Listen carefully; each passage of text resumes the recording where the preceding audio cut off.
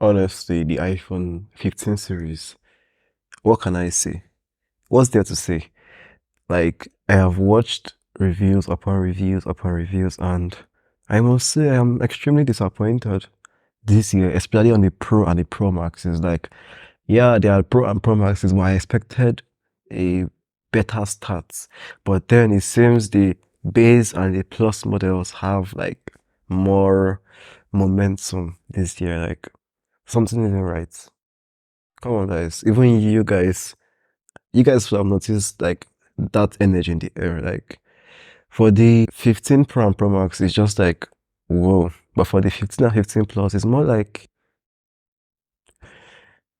okay. So I've watched a couple of reputable creators on YouTube do some, should I say, reviews slash test battery durability, performance, camera, stuff like that, and I'm beginning to wonder. Besides the promotion, what else should make me get the 15 Pro or Pro Max? Like, is it a 6 core GPU? No, 5 core is more than enough to handle almost everything in the App Store. Like, the only use for that 6 core is probably the Resident Evil, which no one will care to play. I mean, why not spend less than $1,200 and get a gaming console? Even a PS4 can handle that. Mr. Husdy was tested the battery life, and it turns out that the 15 Pro Max and 15 Pro have less batteries than the 15 Plus and 15 Base 15 respectively.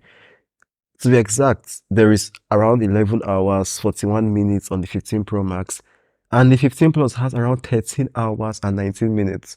And then the 15 has 9 hours 57 minutes, and 15 Pro as a Pro has 9 hours and 20 minutes. That's roughly 30 minutes less than the 15. So like I'm beginning to wonder, where is the so-called, yeah, the battery is good. Don't get me wrong, it's good across the board, but then it seems like the base models are beginning to have a lot more to offer. I mean, when you think about the fact that it actually takes 24 megapixel HEIF format pictures, just like the 15 Pro and Pro Max, it's something the 14 Pro and Pro Max can't even do, despite having a spec better or a better spec based on the hardware 48 megapixels, although the software angle of the 15 and 15 Plus is more specs than, I don't know, Apple just has a way of using the software to like cause problems for everyone. Yeah. Like it's just crazy actually. Durability, Zach, Jerry Rig, some of you guys know him. He tested the durability. You can see for yourself like the structural integrity of the 15 Pro Max with the so-called titanium. He broke it effortlessly. Yeah, the Pro has a more reasonable structural regularity, but then the Pro Max just snapped like a kind of, biscuit. Like it was just embarrassing, honestly. Even he was quite shocked. Titanium, come on, man. Titanium coupled with that matte frosted glass behind it. We expected much better. I mean, like, well, I would say if you want to enjoy your titanium to its fullest, you should probably consider getting the Pro and not the Pro Max. Yeah, that's my personal advice, though. Yeah, even for the 6.1 inches, it's just a big gap from 6.7s.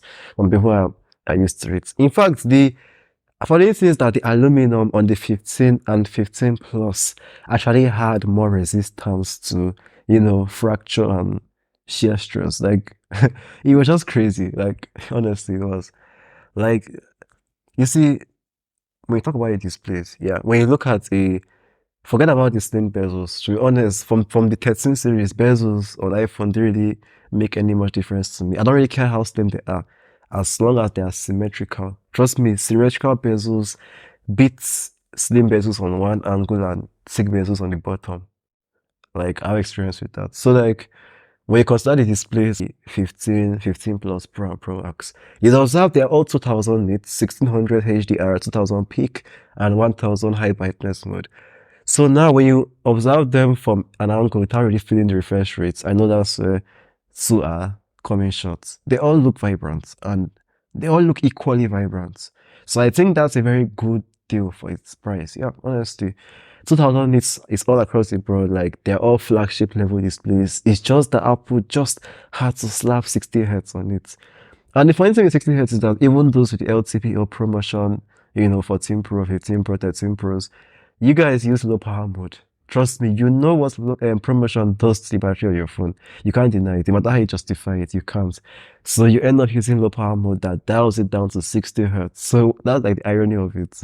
It's just crazy. How do you think Apple is able to save that battery in low power mode? They have to dial it down. Then no promotion is going to affect the battery in a very painful way and make your device hot.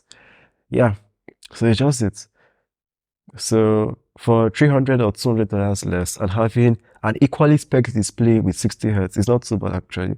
Yeah, I think the A16 Bionic should be able to keep 60 hertz and 60 FPS and 60 FPS without, throttling it down due to temperatures. It seems, talking about temperatures, the 15 Pro and Pro Max again are having a bad start. Yeah, not everyone reported this. Some claimed all was good and well, but these are a couple of screenshots I saw on Twitter where people reported over 100 degrees Fahrenheit on the 15 Pro Max. Some claimed it was just while charging, it came up 100 degrees Fahrenheit, 107. Like, it's just crazy actually. Like, that's like some Note 7, irony where they introduced USB-C on Note 7. Samsung, was it Note 7 Edge? The phone literally became a walking grenade. And I guess the iPhone is working in that part. More like a titanium grenade. Yeah.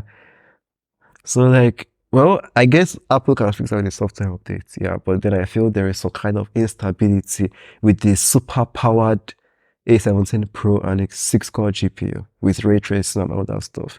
Samsung got it right with the 8th Gen 2. So I don't see why Apple shouldn't get it right. Besides, the GPUs are almost equal. Yeah. That was the 8th Gen 2 GPU. That's the Adreno, and the Apple 6-core GPU on the 15 Pro and Pro Max. So yeah, honestly, this year there is not much to talk about. Yeah, it's just a repeat. And yeah, there's about 20 grams difference between the 14 Pro and the 15 Pro. But honestly, I'll buy the 14 Pro.